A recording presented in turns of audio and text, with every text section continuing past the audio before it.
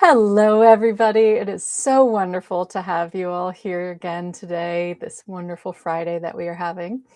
For those of you who don't yet recognize me, I'm Yorona Boster, certified speaker and communications coach, life coach, speaker, author, podcaster. And my favorite thing to do is help people communicate with purpose and integrity with themselves and with those around them. Before our guest introduces herself, I have a request for anyone listening or watching. As this series continues, I'd really like your input because communication goes really deep. So I would love for you to stretch your own imagination about where the limits of how communication goes in your own life and drop me a message and tell me, oh, I would love for you to talk about XYZ or ABC or Z and so on and so forth. Please feel free to message me on LinkedIn, drop me a message in one of the comments, or even just email me at yorona@yoronaboster.com. All right, and on that note, I'm going to have my lovely guest, Michelle, tell our audience a little bit about yourself before we jump into our conversation. Well, thank you so much, Yorona, for having me. I'm honored to be here. My name is Michelle Hayes. I'm a certified marriage coach, an author, a speaker, a columnist, feature writer. I do a lot of different things to try to, and a podcast host too. And I try to do a lot of things to get the message out that love is a decision. And I want to help couples go from tension to tenderness. And that's just what's at the crux of everything I do. Love it. I love it. All right, so we're going to dive into something that might make some people feel a little uncomfortable. But Yeah. I think this is really important. And I was curious, Michelle, what do you see as the biggest misunderstanding for why people feel lonely inside their marriages and their relationships? And with that, what truth do you wish more couples understood about emotional invisibility? Well, I think the thing that happens with loneliness in our marriages is that we mistaken loneliness for lack of love, right? We think our partner doesn't love us anymore because we feel lonely, right? And I think that there's so many people that are experiencing this now. I hear it all the time. Like they don't feel seen, they don't feel heard. Like my clients will say to me, "Oh, he's never going to change. He just goes and he's quiet and he shuts down." But it's a combination of things.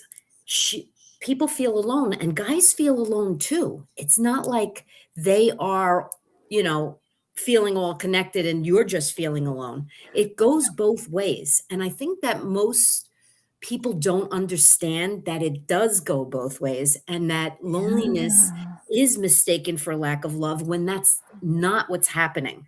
It is not what's happening. And I wish that more people understood that feeling invisible just means that you have an invitation. It's like a little gnawing thing that's like an invitation for you to reconnect so that you don't feel lonely anymore. But we don't know how to speak the words. And we often say things like, "I feel so lonely in this marriage," or "You don't pay any attention to me." Or as a man, they might not say anything.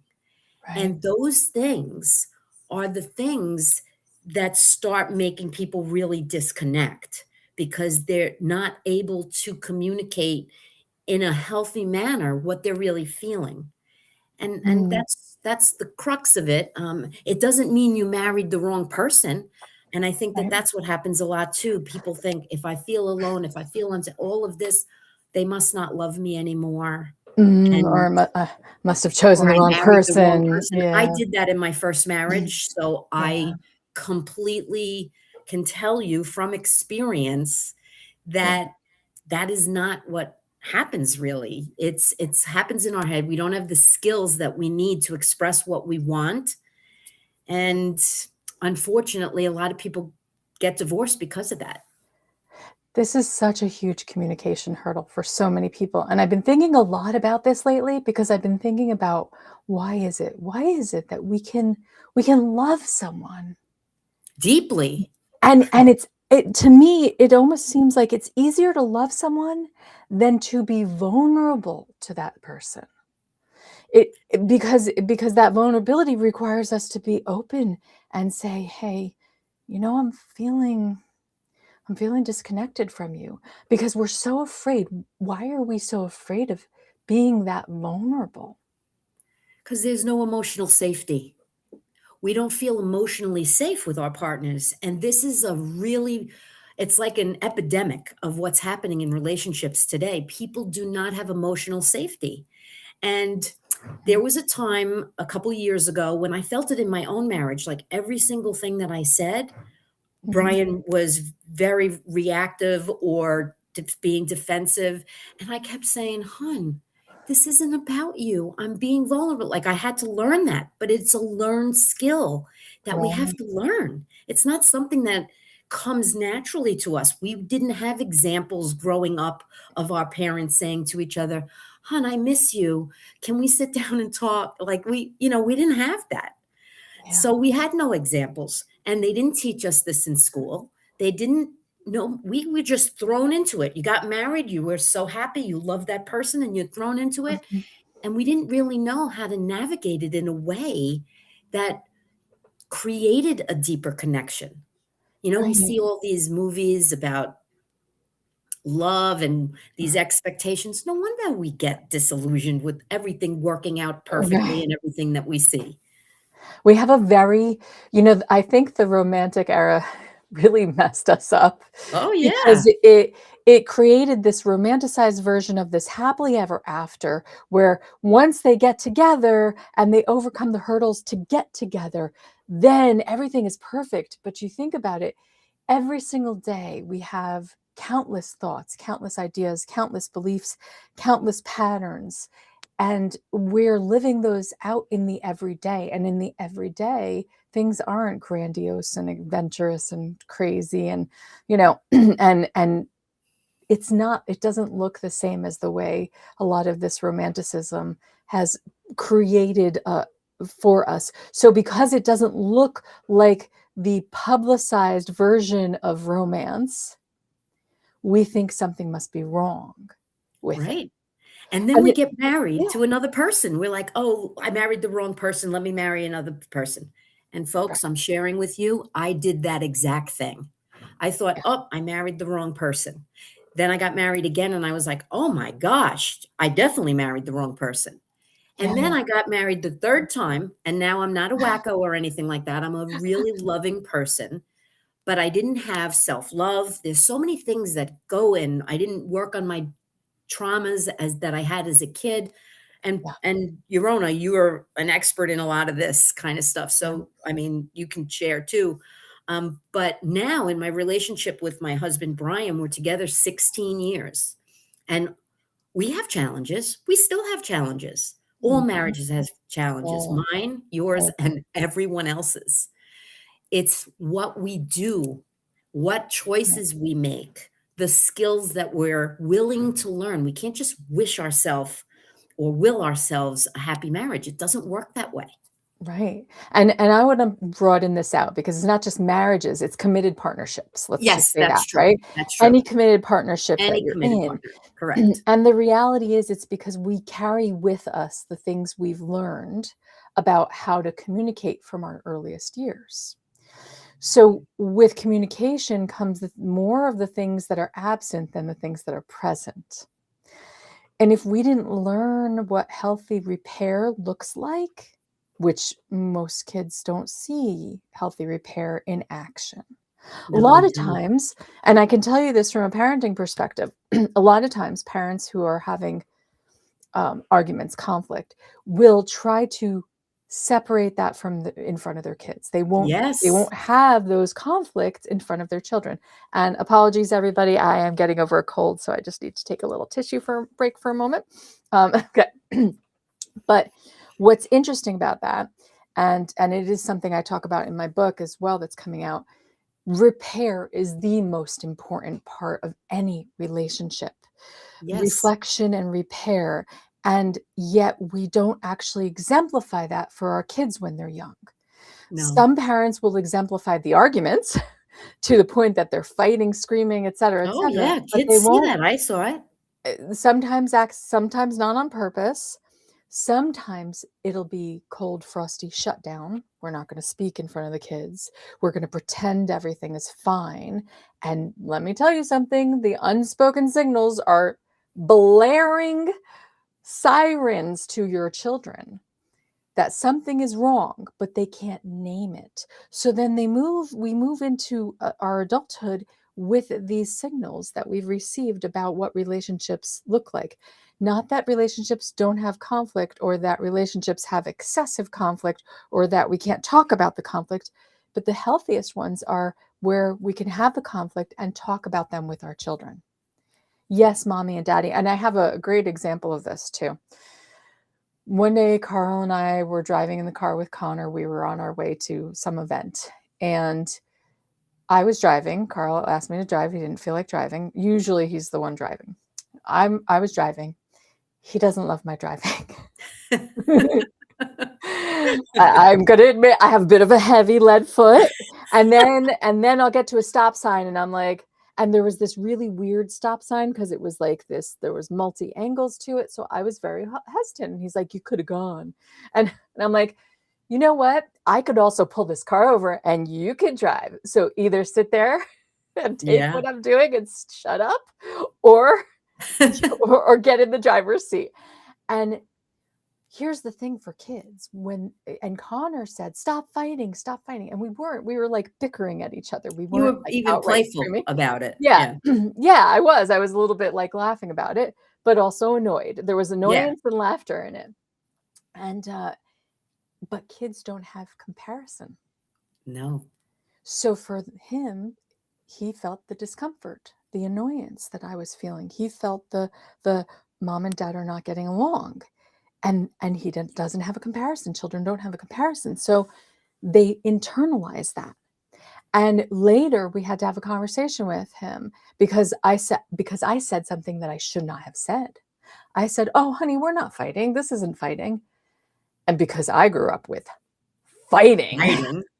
Me too. and I was comparing it to my youth of what I had experienced, forgetting that he has no comparison for that.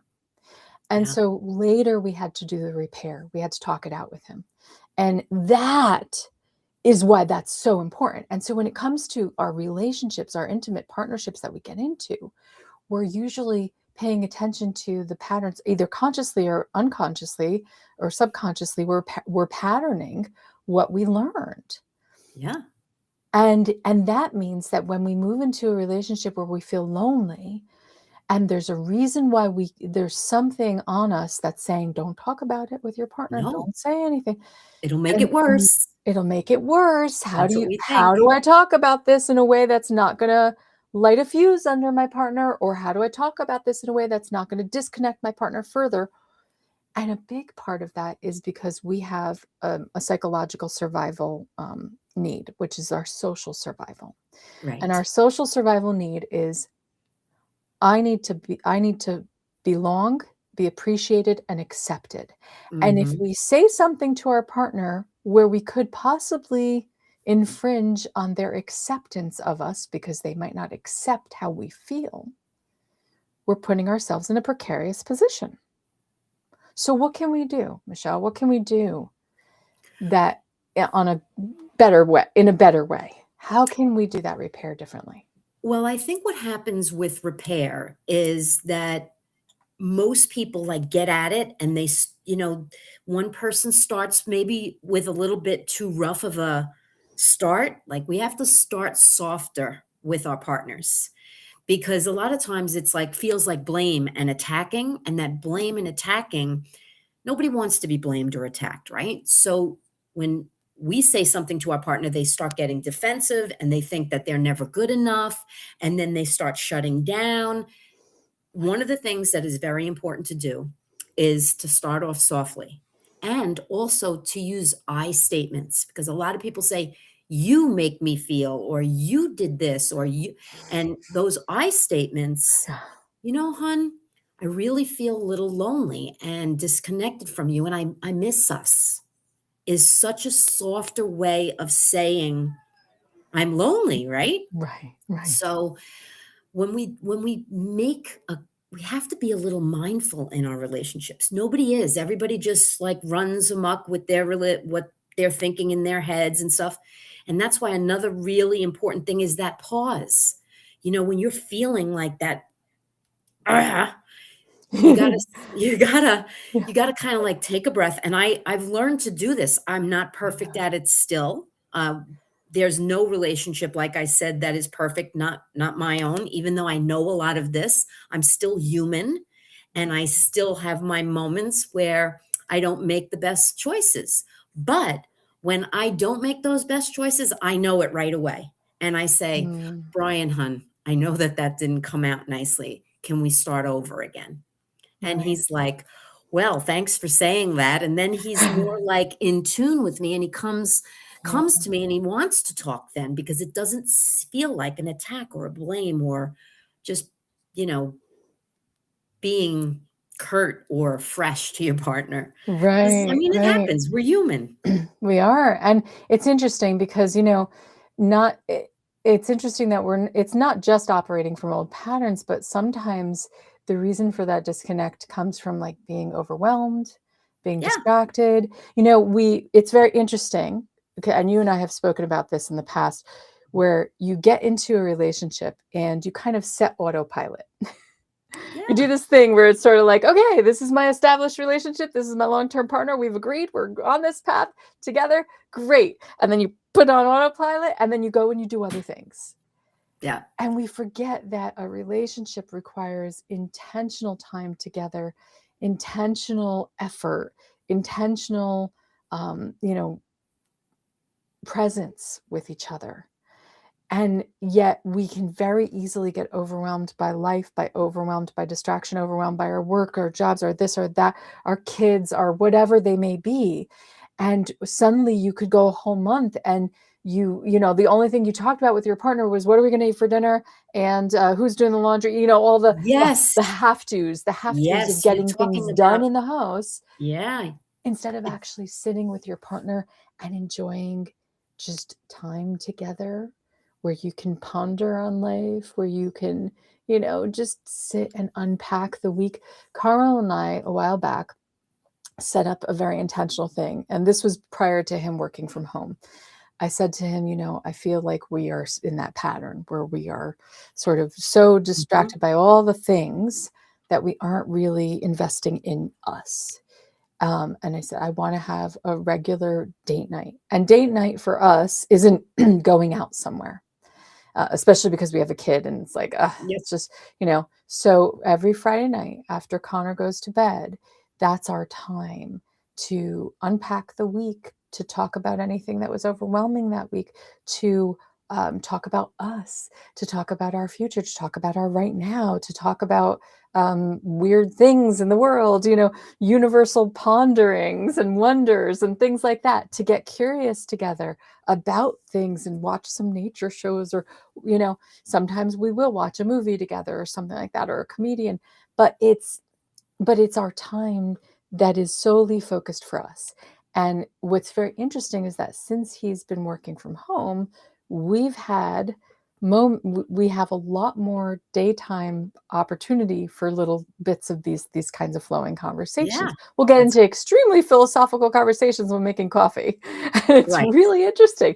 So we've kind of shifted a little bit away from the Friday because we're feeling it, but we've talked about it.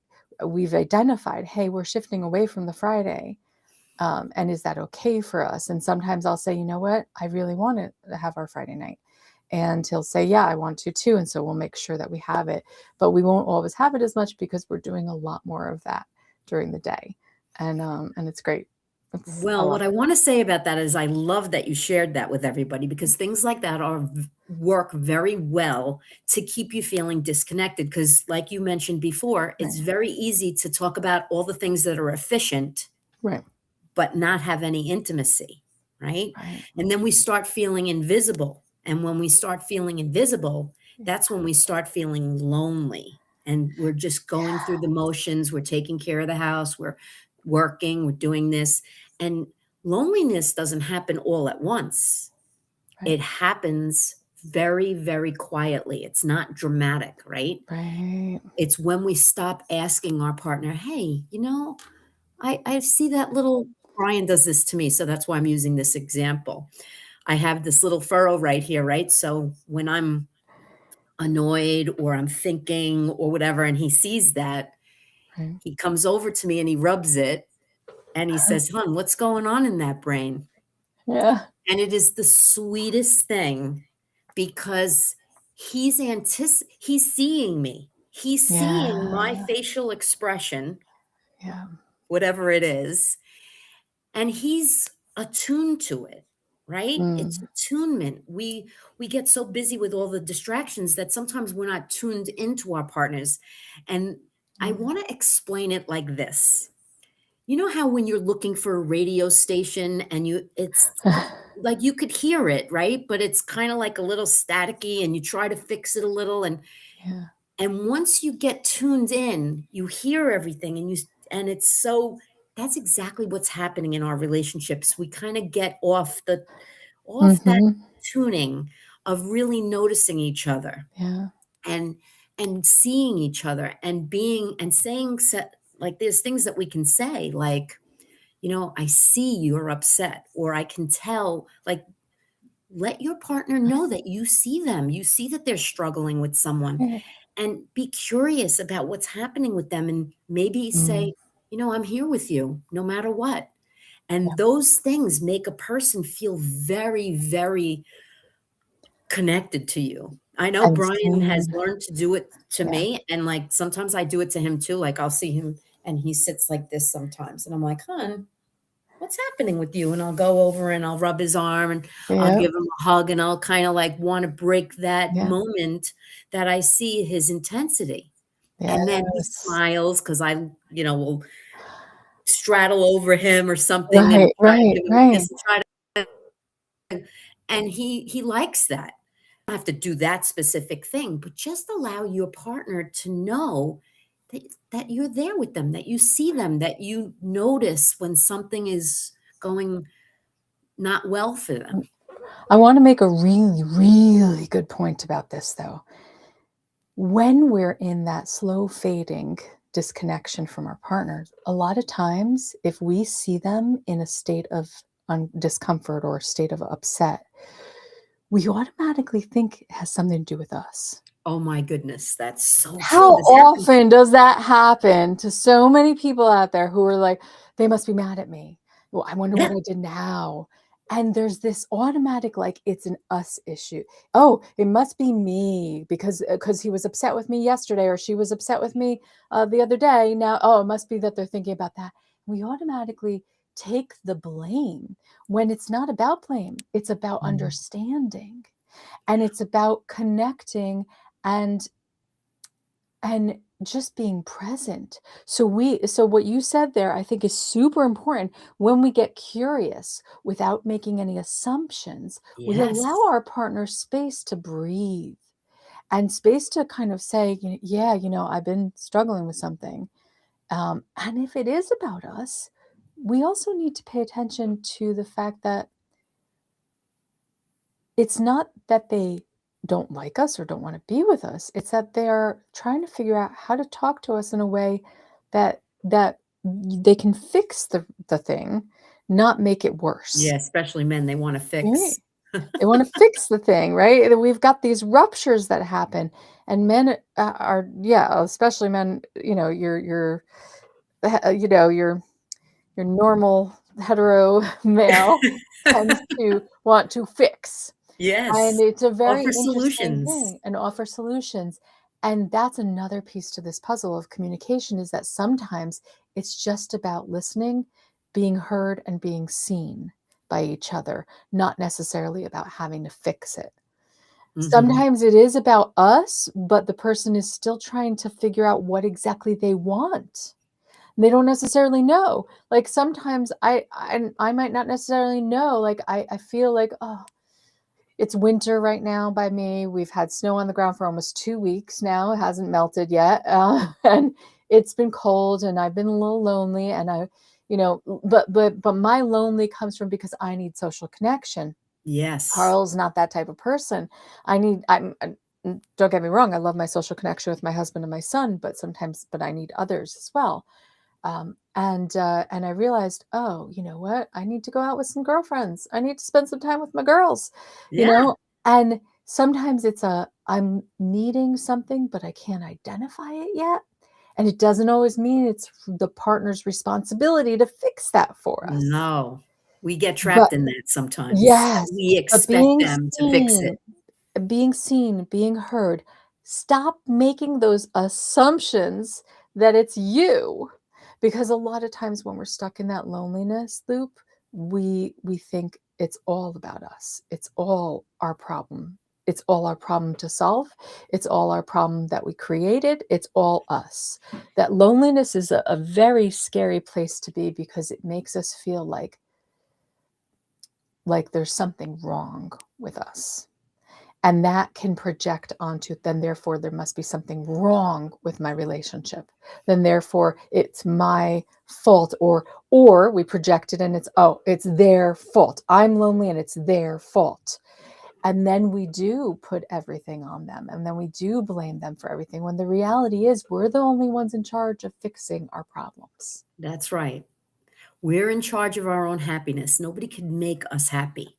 And that's sometimes a lot of people don't want to hear that because they look for other people to make them happy. And it especially falls on our spouse. And that is a lot of pressure for any human being. I mean, it's just unrealistic to think that way. And even though it's unrealistic, I'm asking you to open your mind about it for the Yeah. people who are listening. I'm not saying that you're wrong or scolding you or anything like that. It's just that sometimes we have to, in order to grow, we have to open our hearts, but we also have to open our minds and receive a different perspective of Right. something that is already embedded in us. And we fall into that trap a lot. We have this belief, that's what we believe.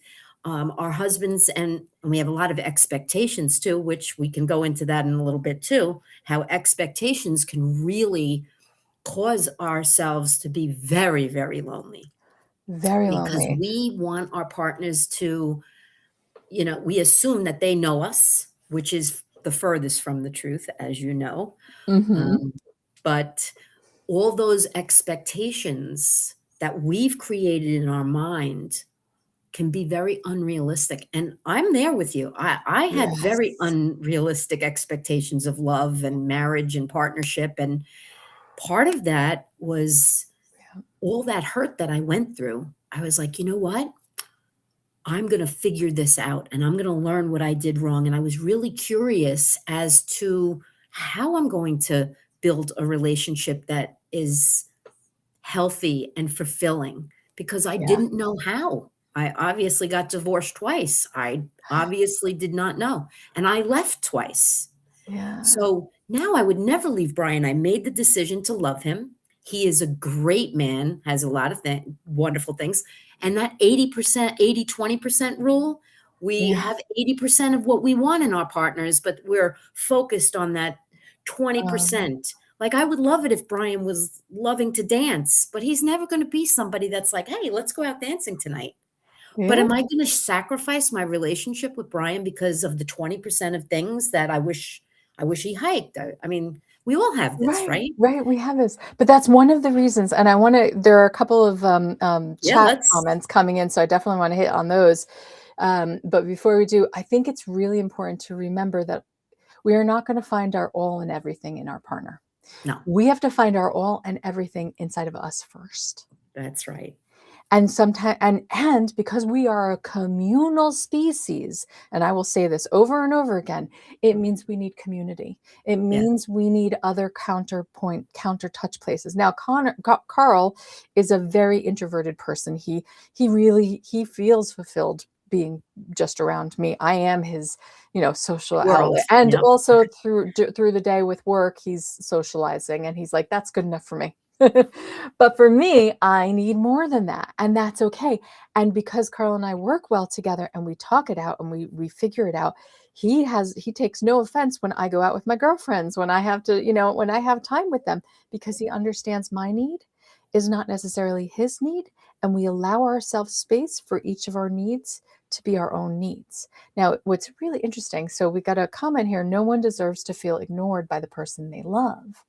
Love should make you feel important, not forgotten. And here would be a little bit of a counterpoint to that. When we feel ignored, we're pulling that feeling from our partner, but what is it telling us about ourselves? Right? What are we doing? What are we speaking up to with our partner? Now, if we are repeatedly talking out our needs to our partner and what we need within that relationship, and that need is not being met, and our partner's like, whatever, whatever, whatever, and isn't hearing us, that's one thing. But if we're not speaking, if we're just feeling something and we're not actually communicating, we may not know that it's actually not ignoring, but maybe it's the pattern that our partner learned when they were younger. Once you get into an established relationship, you don't rock the boat, so you don't say anything. Right. You leave everything alone and you let it just be. We don't know why that feeling is coming toward, why we're picking up this feeling. We need to investigate on it. I'd like to add a little something to that comment. Ask yourself this: do I feel unseen, or have I stopped allowing myself to be seen? Right? Because that's what many of us do. We stop allowing ourselves to be seen because we are afraid that we're going to be disappointed by the response of our spouse. Mm. And I want to say this is a pretty blanket statement. There is no spouse or partner that wants to make us unhappy. We all want to make each other unhappy. But when we Or feel happy. that we can't anymore, we stop trying. Yes. And that's what happens in relationships. You don't know what to do, so you don't do anything. Yep. And I love is a skill. It is something that we have to learn. And it's small little things that you don't have to like go to a course and learn all about Mm. love and everything. I did that because I was a little like wanting to do more. I wanted to help people avoid divorce because I know the love was there. I didn't know. I stopped letting myself be seen. So I can relate to you who wrote that. Yeah. And I just got smaller and quieter and just went and and that's what Yeah. made me feel really lonely. I don't do that in my relationship with my husband, Brian, now.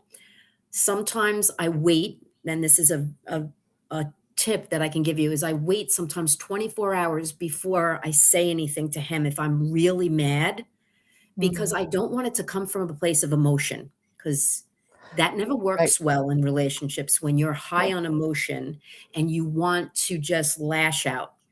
But when you ask yourself, and I had to do this and learn this tool and skill, I would say to myself, Michelle, okay, I know you're mad right now, but what are you really being triggered at? Are you really mad at Brian? Or are Mm. you really mad at a situation? Are you really bringing something from your childhood into this that you felt Mhm. abandoned, or you felt there's so many different things that we feel from Right. our childhood traumas. But we sometimes shrink ourselves and we think if we're quiet, and especially for women too, we were taught this.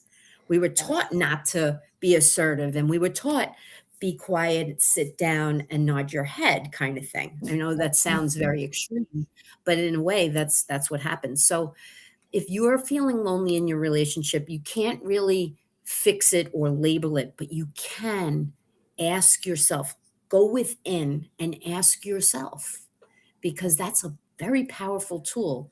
And once you know these skills, what Yes. happens is you can't unlearn them.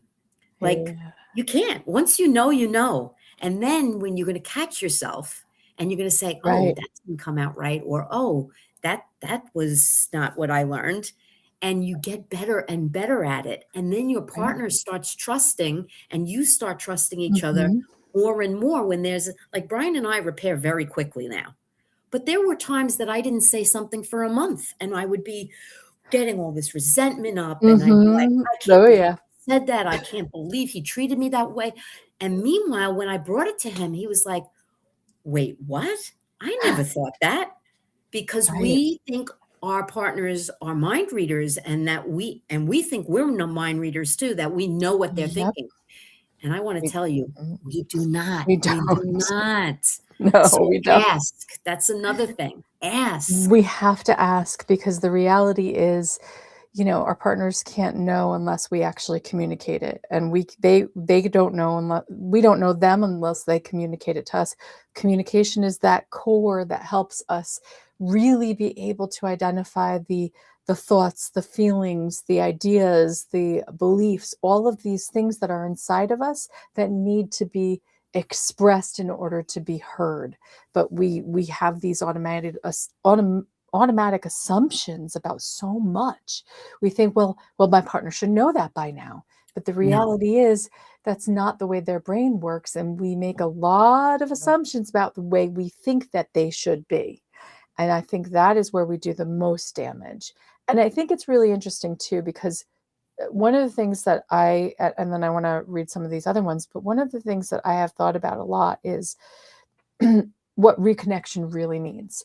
And reconnection is not built in grand gestures. It is about those micro moments of presence, That's real, true presence, where your partner says, "Hey, can we talk?" And your face is in your phone, and you're like, "Yeah, yeah, sure, sure. What do you want to talk about?" That's not presence. That's not presence. Presence is absolutely. Let me put the phone presence over there. is, and this is a very powerful thing, eye contact. Yes. When was the last time that when you were speaking to your partner, you looked them directly in the eye? Now, I Mhm. started doing that with Brian, and he would turn away at first, like it was almost uncomfortable for him to have me looking him right in the eye. Meanwhile, we love each other. We've been with each other for 16 years. We're married 14 years. And one time we were dancing and he was looking at me in the eye. And I felt like I got so uncomfortable too because he was like staring at me in the eyes. And I was like, "Hon, you never look at me like that." And I loved it. I felt like I wanted to just cry that he was doing that. So eye Mhm. contact is one of the Yes. most powerful ways that we can show presence to our partners. Look them in the eye. Yeah. Their eyes are beautiful. To anybody, honestly, really, Yeah, yeah. presence shows up when we're looking at them in the eyes. It's just the most beautiful, beautiful experience, and it doesn't mean and it's interesting because in this day and age, so many people have gotten so discomfited by it because we don't Yeah. do it as often. We're so digitally connected and less humanly connected than ever before. So, there is this initial massive level of discomfort with it, but then after what it's what we actually need. You It crave fills it. a cup it fills a cup in us that we don't even realize has been empty all this time, and it is such a beautiful thing, and I think it's really important to recognize that presence is about being seen, being heard, being felt by another person, but we are oftentimes, especially when it comes to communication, especially when it comes to communication with our partners, we're waiting to speak instead of just listening. Instead of actively, openly allowing them to express themselves, taking it all in and saying, "Wow, okay. I don't have anything I'm not sure I know what to say just yet. Yeah, Can I but you take could that say that. in?" That And you can say honesty. that. I Yeah, think you it's could such a say, "Hey, beautiful hon." it's Yeah. necessary to be able to say when we're really listening, we're taking everything in. We don't have to have an answer, and nor should we have a set ready response. No. Because if we have a set ready response, then that means we're not actually listening. And a Listening is lot of very times our powerful. partner really they just need that. Now, it's very interesting because another person wrote, "Loneliness builds up over time, and not everyone is aware of it, unfortunately." And that is very true. We're Yeah, not that's always what we were talking aware about in the beginning, in the right? We were beginning, talking and I about how it's not dramatic. It's a right. it's It's just invisibility that happens quietly. it's kind of like a slow fade. You know, Mhm. you don't even realize it's happening. It's just this slow fading. But when we're consciously, actively engaging, re-engaging, re-engaging, reconnecting, reconnecting, that loneliness doesn't have a chance to creep up. It just I doesn't also have a wanna say chance. this one thing. It's Yeah. not because our partners don't care. We have to really keep that in our hearts. We don't stop communicating, and we don't stop speaking up because we don't care. We do care, and sometimes that's the reason why we stop communicating, because it's uncomfortable sometimes, right? But one of the ways that we deepen our relationships profoundly Mhm. is by actually being present and speaking up and saying, "Hey, listen, this is me right now. I appreciate you listening." Like sometimes I will touch is a very important thing too. When you um say something like, "I'm here for you. I see this matters to you." Like that validation is all a person needs sometimes, because we just want to be seen, right? We want to be heard. We want to be validated that we don't have to, and validating our partners does not mean we agree with them 100%. It means that we are accepting how our partner feels and we are validating their feeling. Right. And this is a very, very powerful skill. And we were never taught to do it. And it takes a little bit of mindfulness to do it. And just like Yorona said, that active listening and really sitting there and saying, "Yeah, I heard what you said, and that must," and validate, "That must really be tough for you, and I'm here for you," or "You matter Mhm. to me." Like, there's these sentences that if you know them and you say them, you can't imagine how quickly Yeah. you feel connected with your partner, and that Connected. loneliness dissipates very quickly. Yeah. And it's hard because at first people feel like, "Oh, I feel like I'm being false because I have a response and I want to tell them and I want to defend myself." And it's so hard when you're in a relationship and somebody's telling you how they feel and that feeling is leaving them feeling disconnected, a little lonely, broken, a little something wrong. You feel this automatic need to, but I've been so busy. Da, da, da, da, da. We have this automatic need to, I need to defend myself because, but what we don't, because we have not accepted that they are not attacking us, they are telling us how what they're experiencing. And there's a huge distinction. My partner is not attacking me. They are telling me what they are experiencing. Whether I did that purposefully or not, it's not about that. It's about the fact that they're just sharing how what they've experienced. That's it. That's all it is. It's a sharing of an experience. And it's not necessarily for us to fix. Sometimes it's just for us to hear and to take that in and to accept that that's the way. That's what validating really is, to accept that our partner is having this experience. That's what true validation means, to be able to accept that. And that is really hard for a lot of people because a lot of times when we care so much about somebody, what happens? We want the best for them. And when we, whether intentionally or not, are a part of something that wasn't the best for them, we feel horrible. It makes us feel less than. And that means that we feel like we need to fix it or we need to justify it. When the reality is we just need to care. That's it. And I love, there's a number of comments here. I appreciate Yorota takes the opportunity to keep up with the little things that matter and sharing so openly. I will always share openly. I don't really know any other way to be. And this is nice. There's a lot of learning and nurturing the relationship, openness and finding space to express ourselves, awareness and clarity of what we intend to get out of that relationship. And I appreciate this, Divya. She said also, beliefs are not the realities and do not serve us, but this is hard for normal humans as we are not taught while growing up. And that is true. We are not taught that our beliefs are created out of so many series of pattern conditioning that are not necessarily born of truth, of objective truth. They're born of our truth, which is not objective in any way, shape, or form. In fact, I often tell people if you have an experience, let's say there are 1,000 people on a train and that train derails, you will have 1,000 different stories about what occurred. Absolutely. Because perspective is everything, and it's shaped by our past experiences, by our cultural beliefs, by the norms that were dictated to us and crafted within us. It's even genetically predisposed. There's so much that is inherently not objective truth, which is so hard, and we will see you later. And it's really hard for people to wrap their brain around, because they realize, like, but that's my truth, and therefore it must be the truth. But the reality is, when you're in a relationship with somebody, there are a multitude of truths.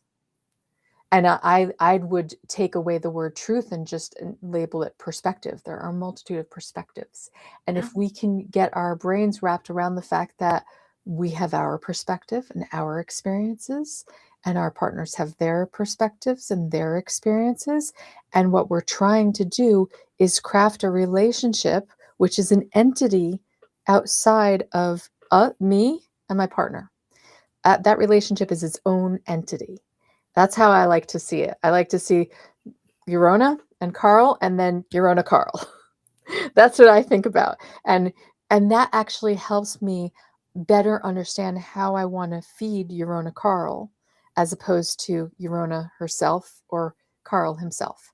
And that actually helps me a lot when we're dealing with conflicts between us, to be able to remember, okay, how do I feed this relationship best? How do I ensure that this relationship stays secure and stable even in conflict? How do I do that? Yeah. I'd like to add something that I think is really important that a lot of us don't do. We don't give our partner the benefit of the doubt, right? Mm. Brian and I have this pact that we would never intentionally hurt each other. So we know that, right? So now when he does something that I feel is towards me, or whatever the feeling is, I think to myself, I know Brian would never intentionally help hurt me. So when I come from that frame, that reframing, I look at what he did in a different way. And Mm. it doesn't feel so heavy for me. And then I feel like, oh my goodness, of course. And then I try to think about who he is, and I start getting curious about why he did that. And then I'll say, hon, I know you would never intentionally hurt me, but, and then we have the conversation. He's like, hon, that had nothing to do with you. I wasn't trying to hurt you. And I'm like, well, that's how I felt it. And this is what happens in relationships a lot too, right? Yeah. And I think that if we really can look at our partners and know that they love us, and not always be needing so much reassurance. And when we do, it's okay, but then we have to Mhm. ask for it. And I think what happens when you do start asking for reassurance, your partner starts realizing that you need it. And I can Mhm. give you a quick example of this. Brian and I went to bring his car yesterday, and he was upset with the people there. And he asked me to come with him because I can dissipate things a little easier, because he gets very escalated. And I he was not he was not himself then after that. So I said, "Hun, are you upset now the whole because of what happened?" He's like, "No." And I said, and I kept asking him questions. I kept like being curious. And we were in the car, and he reached over to me and he said, "Hun, it's not about you. I'm not upset with you. I'm not mad at you." Like, and I felt like so happy. I was like, "Wow."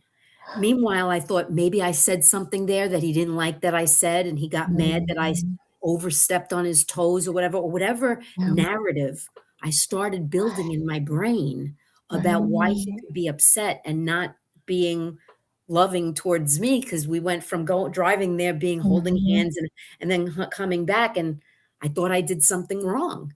Right. And I didn't really say that. I was trying to be curious and find out what was happening with him. And he realized, Mm. it was like an aha moment for him. And he reached over, put his arm on me, and he said, "Hon, I'm not upset with you at all." Mhm, And mhm. that's the kind of thing you start building when you make Right. these small changes. You don't Yes. feel lonely. You feel like you have a partner. You feel like you Right. created something, trust that works. And I know you Oh, have a yeah. million examples of this too. So You got many. And the reassurances are necessary sometimes when we're feeling less ourselves. And I think, and I didn't realize how late it was, so I do want to start to wrap up here, but I do have one last thing to say too, to bring it back to loneliness, because sometimes loneliness starts in our partnership, in our relationship, because something's missing in us. Mm, agreed. Sometimes it's about us. It's that we got into a relationship because we thought that the relationship was the end all be all and it would make us feel fulfilled with ourselves. And the reality is a relationship cannot, somebody else can never make us feel fulfilled with ourselves. We That are the happened to me in only, my first marriage, so I get that. Yeah. yeah, we are the only arbiters of fulfilling for ourselves. And it's sad because it means that a lot of times, and people do this, by the way, when they're trying to have kids, when they're trying, they feel like they need something external to feel fulfilled, whether that's a relationship, friendships, their job, their children, when the reality is that we need to feel ourselves being the most fulfilled within ourselves in order to actually have the healthiest relationships outside of ourselves. And if we're feeling like something is missing within us, we need to get more curious and exploratory about that and try to figure that out for ourselves, because it is something I experience a lot with some of my clients, with some people just all the time with. I've experienced it so frequently with clients, but also with just friends and many, many people who have come and gone in Yeah, my life. family, yeah. And I was there. Me I've been too. there. And I think we all circle back around to it like, am I right? Am I on the right path? Am I doing what's going to be most fulfilling for me? Oh my gosh. And so we go through those patterns of it. Even people who feel the most fulfilled still have those moments of doubt. And those moments of doubt are opportunities to check in, are opportunities to get curious about what it is we're doing. But I think that loneliness, when you get more curious about why it's happening, instead of accusatory and blaming and shifting where it's coming from, you can give yourself that opportunity to grow in ways you've never known. And that in turn changes the nature of the relationship that you have and are in a constant state of building, a constant state of building. Because once you get on that relationship path, it is not an autopilot thing. It is a constant need to keep feeding and keep going and keep working on and keep repairing and keep progressing with. Michelle, I would love to hear your final thoughts before we head out for the day. Well, one of the things that I would like to share with you guys is that when you feel lonely, you definitely don't feel loved. But just because you don't feel loved does not mean that you aren't loved. You are loved. Your partner does love you. I mean, in most, I'm not saying there aren't exceptions. Believe that your partner loves you. And in that alone, you don't have to be lonely anymore in your mind. And you can, I'm not saying that you never feel lonely. I don't want you to feel like that I misspoke there a little bit, but that power that you have in your mind of what you're creating about your marriage, you or your partnership or your relationship, committed, whatever, you have so much power. And we give our power away so often because of fear, because fear of that we're not good enough. You are more than enough. And always remember that. Oh, that was wonderful, Michelle. Thank you so much. I Thank hope you. everybody takes Michelle's words to heart, and especially as this month of February is a month filled with a lot of love and a lot of lovey-dovey places and spaces. And sometimes when we're feeling that extra isolation, it can get even extra hard. It can feel even Yeah, it more makes it hard hard. for people. Sure. So that means to reach out, because one of the greatest things you will find is that people like Michelle and I, what lights us up is helping other people. Yeah. And Got when the we chills actually that you said. right? Yeah, When we because help it's so other true. people, it is the most beautiful and glorious thing on this earth when we can help other people. So you That's what we're reaching here out to do. We're supposed to yes. do that as humans. We're supposed to help each Yes. other. So you reaching out to us, we are definitely 2 on the Enneagram. You reaching out to us helps us. Us helping you helps us. So keep that in mind. You're helping us by letting us help you. I Yeah. will leave that very confusing thought there.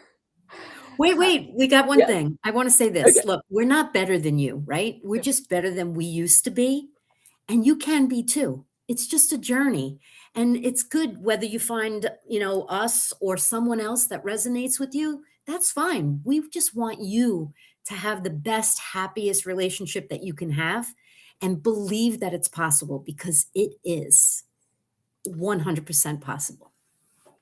Beautiful. All right. And on that note, this was Conversations That Matter, and I will see you again in 2 weeks. Bye, everybody. Enjoy and feel free to watch the recording over again if